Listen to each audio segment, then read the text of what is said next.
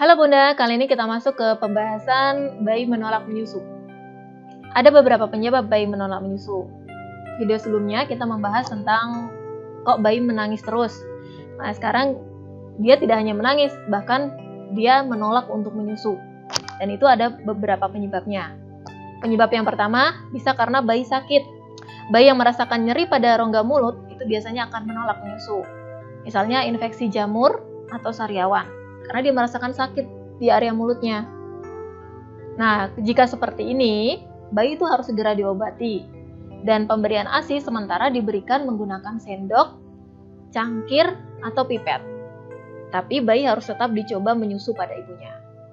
Jika dia menolak menyusu karena tidak nyaman, karena merasa sakit pada mulutnya, nah itu harus segera diobati. Tapi kan si bayi tetap harus diberikan asupan cairan, maka berikanlah dengan menggunakan media sendok, cangkir, atau pipet.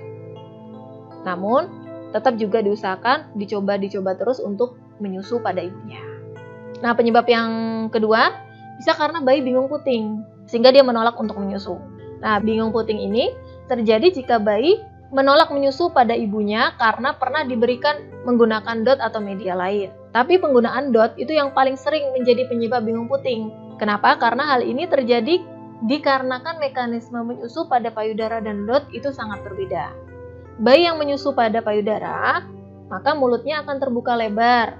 Gerakan menyusunya itu dilakukan oleh otot-otot rongga mulut, otot pipi, lidah, dan langit-langit. Nah, hal ini yang membuat perkembangan rahang, gigi, dan langit-langit itu juga bagus. Tapi sedangkan menyusu menggunakan DOT, itu mulut bayi itu hanya mencucu. Gitu. Hanya gusi yang berperan, dan bayi relatif pasif melakukan gerakan menelan saja. Jadi dia tidak ngenyot ya, tidak mompa, tapi hanya mencucu dan melakukan gerakan menelan saja. Beda dengan menyusu payudara, itu semuanya aktif. Dimulai dari otot-otot rongga mulut, pipi, lidah, dan langit-langit, itu semuanya aktif untuk memompa. Gitu. Dan itu adalah mekanisme yang sangat berbeda. Nah, seperti kita lihat pada gambar ini, kalau bayi itu terbiasa untuk minum melalui media DOT, otomatis ketika dia nenen di payudara, dia akan menenen dengan bentuk mulut dan gerakan yang sama ketika dia minum melalui DOT, yaitu hanya mencucu. Karena harapannya dengan mencucu saja, dia sudah bisa melakukan gerakan menelan, tidak perlu memompa. Padahal ketika dia nenen di payudara, harusnya dia itu memompa. Apalagi dia harus memompa di areola. Bayi yang biasa minum dengan DOT, saat diberikan payudara itu akan menghisap payudara seperti menghisap DOT. Yaitu mulutnya mencucu, hanya puting yang masuk mulut. Sehingga ASI yang keluar itu hanya sedikit. Lalu bayi menyusu lepas-lepas. Karena kan ketika dia hanya menghisap di puting saja dengan mulut mencucu tadi, kan ASI yang keluar akan sedikit. Beda harusnya kan dia itu nenennya di areola, di tempat sinus lactiferus, di tempat bendungan saluran-saluran ASI ini. Sehingga kalau misalkan dia mompa di areola kan ASI-nya bisa maksimal keluar. Tapi kalau dia nenen hanya di puting, itu ASI yang keluar hanya sedikit. Akibatnya bayi akan menyusu lepas-lepas. Gitu. Dan akibatnya bayi akhirnya menangis dan menolak untuk menyusu. Nah, apa penanganannya dari bingung puting ini? Penanganannya yaitu lakukanlah terapi skin to skin kontak dengan bayi. Yaitu dada bayi ini menempel pada dada ibu. Seperti materi yang kita jelaskan sebelumnya. Begini. Lakukan terapi skin to skin kontak dengan bayi. Lalu, stop penggunaan alat yang menjadi penyebab bingung puting. Apa alat yang menyebabkan bingung puting itu? Ya, paling banyak adalah DOT. Jadi, alat itu di stop. Dan berikan ASI perah menggunakan alat lain. Misalnya menggunakan cangkir. Itu jika bingung puting karena DOT. Atau menggunakan sendok jika bingung puting karena cangkir. Tapi, bingung puting dengan media lain selain DOT itu sangat jarang terjadi. Kebanyakan adalah karena DOT. Nah, yang ketiga, terapi bingung puting akan lebih efektif jika dilakukan rawat inap ibu dan bayi. Yang keempat, kenalkan bayi dengan payudara. Selalu kenalkan bayi dengan payudara. Ketika melakukan skin to skin kontak tadi, sambil kita kenalkan bayi dengan payudara. Ini dek nenennya mama, itu nenen ya, nenen sama mama enak loh. Nah, yang kelima, hubungi konselor menyusui. Yang manfaatnya adalah untuk memberikan dukungan dan lebih memperdalam atau memperjelas step-step apa yang harus kita lakukan pada saat terapi bingung puting ini. Nah, alasan bayi menolak untuk menyusu yang berikutnya yaitu bayi telah diberi minum selain ASI. Susu formula itu sulit dicerna oleh sistem pencernaan bayi manusia, sehingga bertahan lama di dalam lambungnya. Nah, susu formula yang lama berada di dalam lambung itu memberikan sensasi kenyang pada bayi, sehingga bayi akan jarang menyusu atau bahkan menolak menyusu.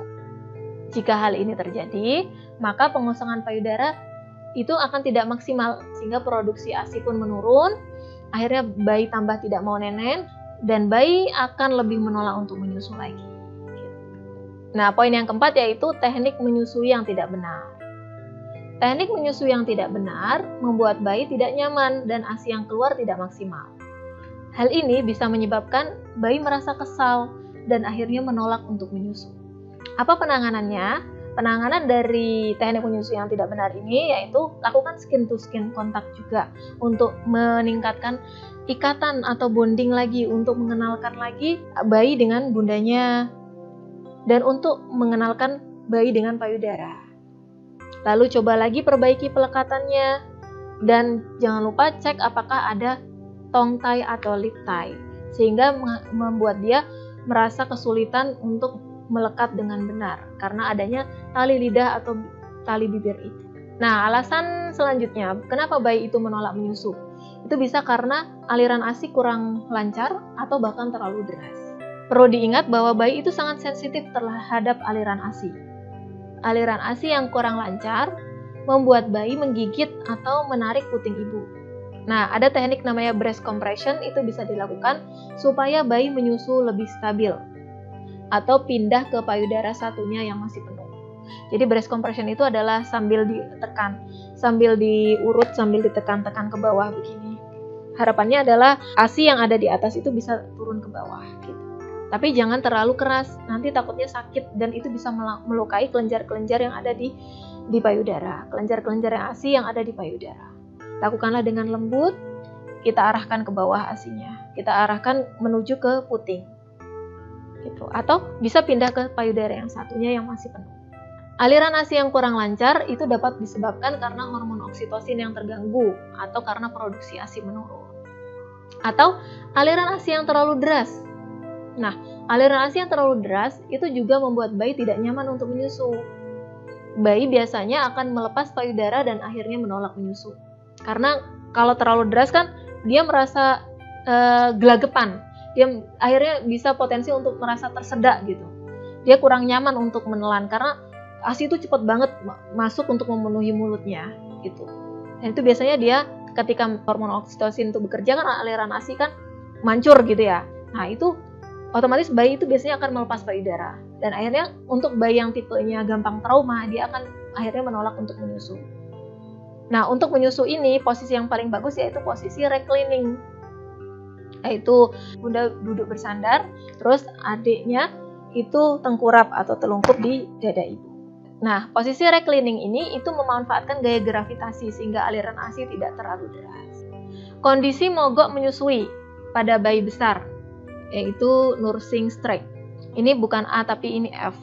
Nah, penyebab nursing streak itu antara lain bisa karena hidung tersumbat, atau karena batuk, atau karena setelah imunisasi, pasca imunisasi, atau karena ibu berganti sabun, lotion, atau parfum. Untuk mengatasinya ini bisa dilakukan dengan skin to skin kontak untuk mengatasi penyebab tadi. Kalau misalkan karena ibu yang berganti sabun, lotion, atau parfum, maka bisa dikembalikan aromanya dengan aroma yang sebelumnya. Nah, kita lanjut ke video yang berikutnya.